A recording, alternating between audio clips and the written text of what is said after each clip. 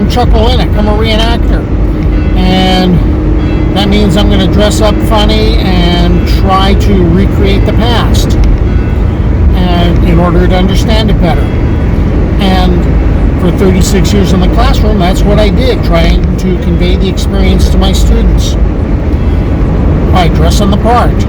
And what I'm doing now is repurposing myself, and I've created a project for myself.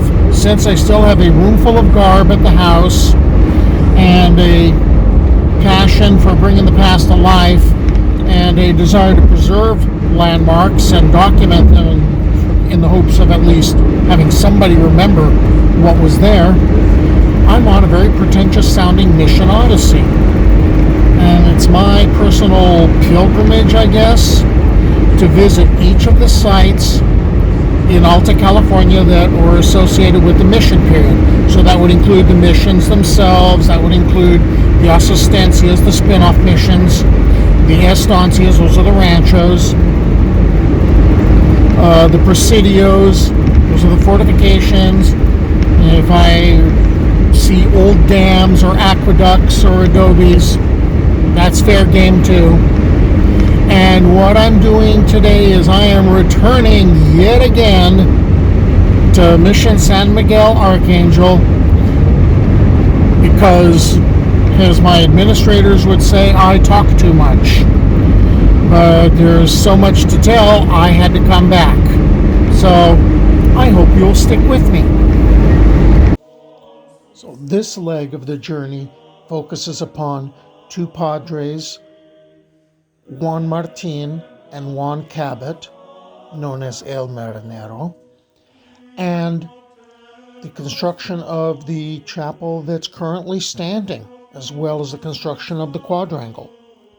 In 1806, the Mission Church, along with many of the outbuildings and equipment, burned in a large fire.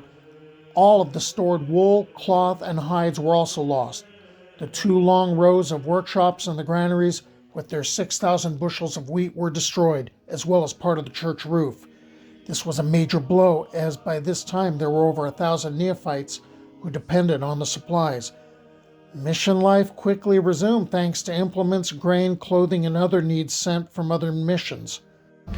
In 1804, Padre Martin of Mission San Miguel ended up exploring the inland areas, and he was exploring the San Joaquin Valley, and here he was trying to recruit. He stopped at a rancheria named Bubol, and he baptized 24 there. And he was trying desperately to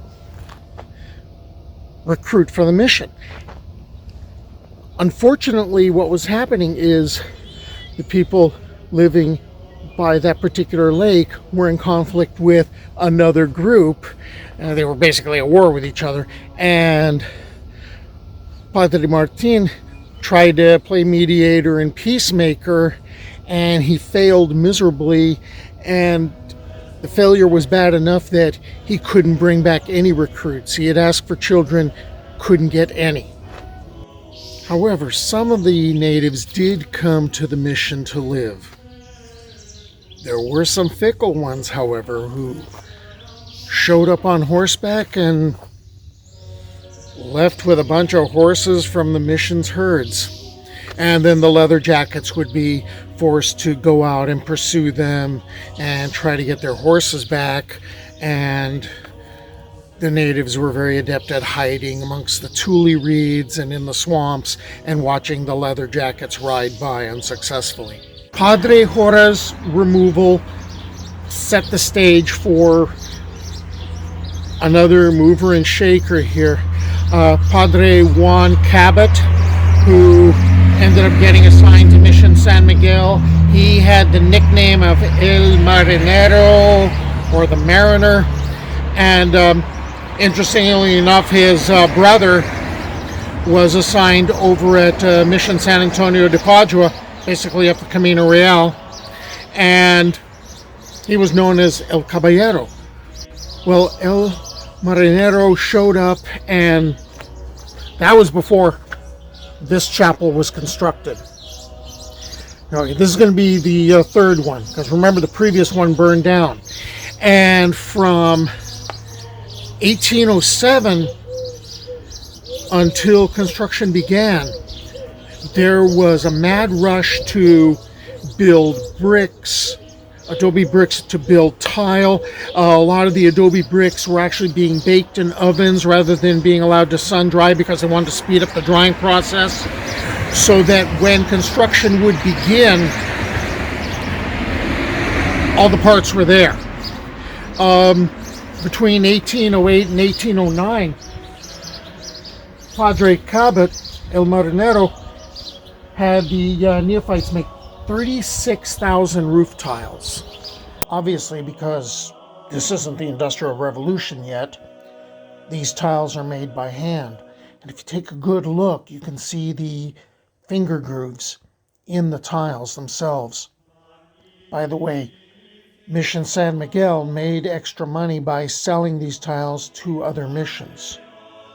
And in 1816, construction began, and it was kind of like building something from IKEA.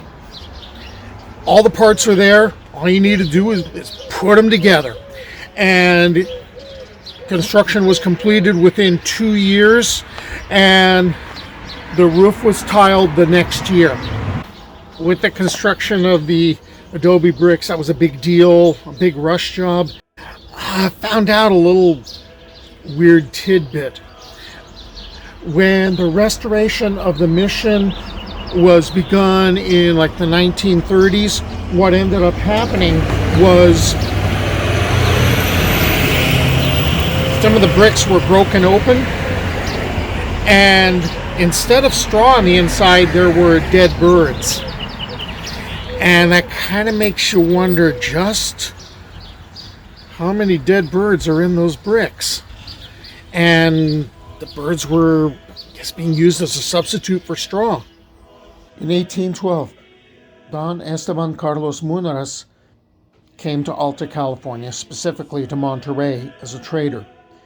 And he had received a grant to Rancho San Francisquito, traded it for what became Soledad later on, and became active in the Salinas Valley. He later was involved in beautifying Mission San Miguel. Padre Martin contacted Munras, who had known him to be an artist in Barcelona. But some sources disagree here. Some say that Padre Cabot was Munras' friend and asked for the favor. Either way, Munras volunteered to do the work himself and worked with Padres Cabot and Martin and neophytes to paint decorations that you see today in the church walls of San Miguel. He also built and decorated the pulpit and the all-seeing eye of God above the altar.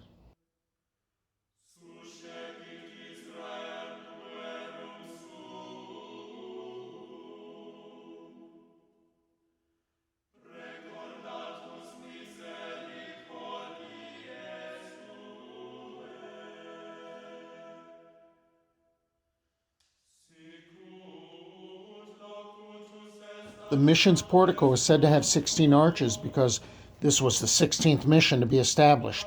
Fun fact, there's only 12 actual arches, and they're of different sizes and shapes, unique among the California missions. The 4 openings on the north end of the corridor are formed by square support pillars. Other construction which was accomplished resulted in a 500-foot quadrangle completed by 1826, with workshops for weaving and many other trades taught under the Spanish. The entire complex extended over 6 acres. The dwellings for the Christianized neophytes would eventually cover an area of more than 40 acres. The Padres' quarters were located inside the convento, and they did live very modestly. They did, however, have their own pozolera or kitchen, while all the other cooking was done outside.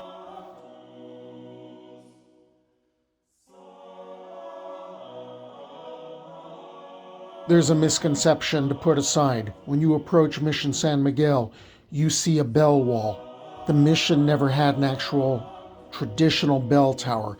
In the mission era, bells were hung from a wooden beam in one of the archways. By the way, that espadana that you see when you approach the mission, that didn't exist in period. It's here to say, hey, this is a mission. Well, there was too much stuff again, so I guess I'm going to have to come back to Mission San Miguel. I hope you stick with me on my return.